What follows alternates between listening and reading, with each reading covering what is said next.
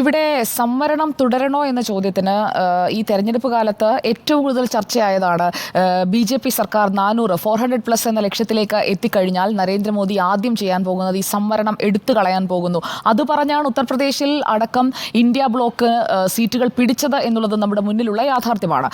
അങ്ങനെയാണെങ്കിൽ കഴിഞ്ഞ 2019 അധികാരത്തിലെത്തിയപ്പോൾ അവർക്ക് ചെയ്യാൻ കഴിയുന്നതേ ഉണ്ടാകുമായിരുന്നുള്ളൂ. അതായത് അവർക്ക് കൃത്യമായിട്ടുള്ളൊരു മാൻഡേറ്റ് കിട്ടിയതാണ് 2019. പക്ഷേ അന്ന് സംവരണം റദ്ദാക്കിയിട്ടില്ല. ഈ തെരഞ്ഞെടുപ്പ് കാലത്ത് ഏറ്റവും കൂടുതൽ ചർച്ചയായത് 2 വിഷയങ്ങളാണ്. ഒന്ന്, സംവരണം എടുത്തു കളയാൻ പോകുന്നു. 2, ഭരണഘടന മാറ്റി എഴുതാൻ പോകുന്നു. ഭരണഘടനയിലേക്ക് അവർക്ക് ആവശ്യമായ രീതിയിലുള്ള മാറ്റങ്ങൾ വരുത്താൻ പോകുന്നു. ഇത് രണ്ടും സംഭവിക്കുന്നില്ല എന്ന് മാത്രമല്ല, ഇപ്പോൾ ഈ സംവരണം തുടരണമോ എന്ന ചോദ്യം അതിൽ കേന്ദ്രത്തെക്കുറിച്ചും സംസ്ഥാനത്തെക്കുറിച്ചും ഒക്കെ പല ഭാഗങ്ങളിലും വിമർശിക്കുന്നുമുണ്ട്. ഈ ബജറ്റ് വേളയിലെ പ്രസംഗത്തിൽ സുകുമാരൻ നായർ, അതുകൂടി നമ്മൾ കാണേണ്ടതുണ്ട്. ഇവിടെ SC ST OBC സംവരണം, ആ സംവരണം തുടരും എന്നുള്ളത് നമ്മുടെ മുന്നിലുള്ളൊരു യാഥാർത്ഥ്യമാണ്. അത് ഒഴിച്ചു മാറ്റി നിർത്തിക്കൊണ്ട് നമുക്ക് മറ്റൊരു ചർച്ചയിലേക്ക് പോകേണ്ട കാര്യവുമില്ല. ഇവിടെ സുകുമാരൻ നായർ പറയുന്നത് എന്താണ്?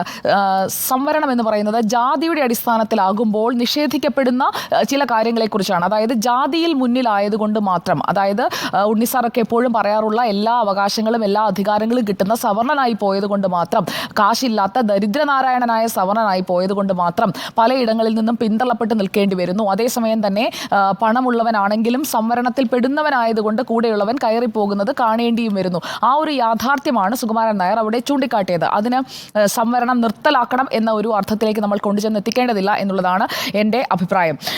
കോൺഗ്രസ് നേരത്തെ പറഞ്ഞുകൊണ്ടിരുന്നത് ഈ സംവരണം നിർത്തുമെന്നുള്ളതാണ്. സംവരണം തുടരുന്ന ഒരു സാഹചര്യത്തിലേക്ക് വരണമെങ്കിൽ ഇന്ത്യ മുന്നണി അധികാരത്തിൽ വരണമെന്നാണ്. എന്തായാലും അത് വന്നില്ല. ഇന്ത്യ മുന്നണി അധികാരത്തിൽ വന്നില്ല. ഇനിയിപ്പോൾ വരുമോ ഇല്ലയോ എന്നറിയാൻ 2029 വരെ കാത്തിരിക്കണം. നിലവിലുള്ള സർക്കാർ എന്തായാലും സംവരണം തുടരും എന്ന് അവർ നേരത്തെ തന്നെ വ്യക്തമാക്കിയതായതുകൊണ്ട് അതിൽ നേരത്തെ സാർ പറഞ്ഞതുപോലെയുള്ള ആശയക്കുഴപ്പങ്ങളുടെയൊന്നും അടിസ്ഥാനമില്ല. ഇനി നമുക്ക് NSSലേക്ക് വരാം. NSSന്റെ പ്രധാനപ്പെട്ട വിമർശനം എന്താണ്? വിവിധ രാഷ്ട്രീയ പാർട്ടികൾ സ്വീകരിച്ച പ്രീണന നയത്തിന്റെ ഭാഗമാണ് ജാതി സംവരണത്തിന് വേണ്ടിയുള്ള മുറവിളിയും ജാതി സെൻസസും എന്നുള്ളതാണ്. ജാതി സെൻസസിനെ കുറിച്ച് ഏറ്റവും ഉച്ചത്തിൽ പറഞ്ഞുകൊണ്ടിരുന്നത് ഞാൻ നേരത്തെ സൂചിപ്പിച്ച ഇന്ത്യ മുന്നണിയാണ്, കോൺഗ്രസ് ആണ്. ജാതി സംവരണത്തെക്കുറിച്ച്, സെൻസസ് നടപ്പാക്കുന്നതിനെക്കുറിച്ച് ആദ്യം പറഞ്ഞുകൊണ്ടിരുന്ന നിതീഷ് കുമാർ ഇപ്പോൾ NDA മുന്നണിയുടെ ഭാഗമാണ്, സർക്കാരിന്റെ ഭാഗമാണ്. ബീഹാറിൽ ഈ പറഞ്ഞ ജാതി സെൻസസ് വാദം ഏറ്റില്ല എന്നുള്ളതും നമ്മുടെ മുന്നിലുള്ള യാഥാർത്ഥ്യമാണ്. സംവരണം നടപ്പാക്കുമ്പോൾ അതിനോടൊപ്പം സംഭവിക്കുന്ന മറ്റൊന്നു കൂടിയുണ്ട്. രണ്ടും ഒരേപോലെയാണ് സംഭവിക്കുന്നത്. സംവരണവും അതുപോലെ തന്നെ സംവരണത്തിന്റെ അടിസ്ഥാനത്തിൽ സംവരണം നടപ്പാക്കുന്നതിന്റെ പേരിലുള്ള അഴിമതിയും. ആ അഴിമതിയെയാണ് സുകുമാരൻ നായർ വിമർശിച്ച രണ്ടാമത്തെ കാര്യം. മുന്നോക്ക വിഭാഗക്കാർക്ക് അവഗണന ലഭിക്കുന്നു എന്നുള്ളത് ഇതാദ്യമായിട്ടല്ല സുകുമാരൻ നായർ പറയുന്നത്. ഈ ജോലിയിലടക്കം സമ്പത്തിന്റെ കാര്യത്തിൽ വളരെ പിന്നിലുള്ള, നമുക്കൊക്കെ നോക്കിയാൽ അറിയാൻ കഴിയും, ചുറ്റുപാടുമുള്ള അങ്ങനെയുള്ള മനുഷ്യരും നമുക്കിടയിലൊക്കെ തന്നെയുണ്ട്. അപ്പോൾ അവരെക്കുറിച്ചൊക്കെ ഒന്ന് ചിന്തിക്കുന്നത് നന്നായിരിക്കും. എപ്പോഴും നമ്മൾ ന്യൂനപക്ഷത്തിന് വേണ്ടി സംസാരിക്കുമ്പോൾ ഈ പറയുന്ന സോക്കോൾഡ് സവർണറുണ്ടല്ലോ, അവരും ഇതുപോലത്തെ വിഷമങ്ങളൊക്കെ അനുഭവിക്കുന്നുണ്ട്. അവരുടെ വീട്ടിലും ഈ പട്ടിണി പാവങ്ങളായ മനുഷ്യർ അവരുടെ കുഞ്ഞുങ്ങൾക്ക് അഡ്മിഷൻ നേടിയെടുക്കാനായി, ഇല്ലാത്ത പണമുണ്ടാക്കാനായി ഓടുന്ന ഒരുപാട് ഉദാഹരണങ്ങൾ നമ്മുടെ മുന്നിലുമുണ്ട്. സംവരണ സീറ്റുകളിൽ അഡ്മിഷൻ കിട്ടാതെ വരുന്ന, അതാണ് ഞാൻ പറഞ്ഞത്. സംവരണമുണ്ട്. മുന്നാക്കക്കാരിലെ പിന്നാക്കക്കാരിലെ സംവരണവും ന്യൂനപക്ഷ സംവരണവും തമ്മിലുള്ള വ്യത്യാസം എത്രയാണ്? എത്ര ശതമാനമാണ് വേണം? SC ST OBC സംവരണം, അതുപോലെ തന്നെ ന്യൂനപക്ഷ സംവരണം, അതൊക്കെ എത്ര ശതമാനമാണ്? മുന്നാക്കക്കാരിലെ പിന്നാക്കക്കാർക്കുള്ള, മുന്നാക്കക്കാരിലെ പിന്നാക്കക്കാർക്ക് 10%. ന്യൂനപക്ഷ സംവരണം സാമ്പത്തികാടിസ്ഥാനത്തിലല്ല. ന്യൂനപക്ഷ സംവരണം പറയൂ. സംവരണം എന്ന സങ്കല്പം എന്നുള്ളത് സാമ്പത്തികാടിസ്ഥാനത്തിലല്ല.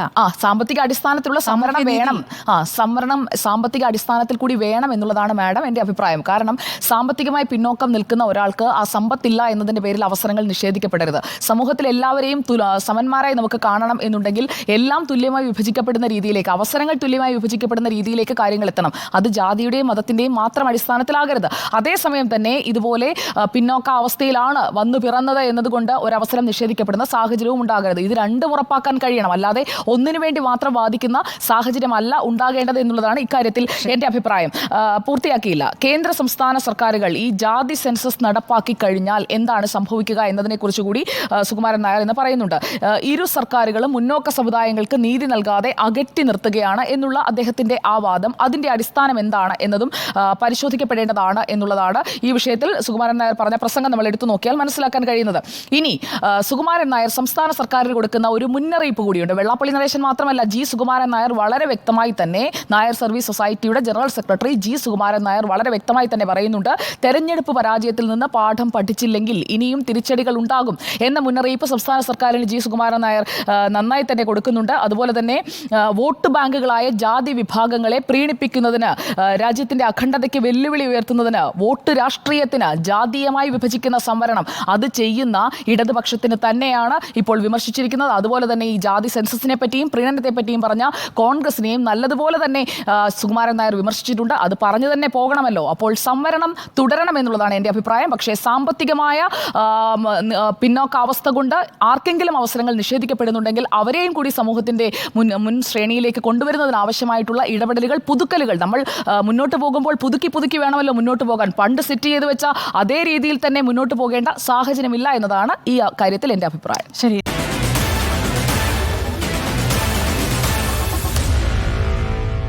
Meet the editors.